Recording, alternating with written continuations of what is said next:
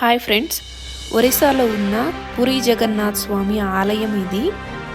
ఈ మధ్య పూరీ జగన్నాథ్ స్వామి రథయాత్ర జరిగింది కదా, ఆ సమయంలో రత్నభండాగారం కూడా తెరవబడింది.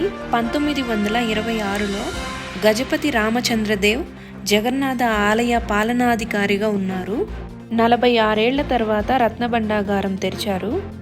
గతంలో 3 ఏళ్ళు లేదా 5 ఏళ్లకు ఒకసారి గది తలుపులు తెరిచి సంపద లెక్కించేవారంట. 1978లో రత్నభండార్లో సంపద లెక్కింపునకు 72 రోజులు పట్టిందంట. రత్నభండార్ పొడవు 8.79 మీటర్లు, అలాగే వెడల్పు 6.74 మీటర్లు ఉంటుందంట. రత్నభండాగార్ తెరుచుకున్న తర్వాత రత్నభండాగారం లోపలికి 11 మంది వెళ్లారు. అక్కడ ఉన్న బంగార నాణ్యతను RBI పరిశీలించి పెట్టెలో భద్రపరిచారు. లోపల గదిలో 43.64 కేజీల బరువు, 367 బంగారు వస్తువులు ఉన్నాయి. పూరీ జగన్నాథ్ స్వామి యొక్క టెంపుల్ చాలా బాగుంటుంది. మీలో ఎంతమంది పూరీ జగన్నాథ్ స్వామి యొక్క టెంపుల్కి వెళ్ళారో కామెంట్ చేయండి.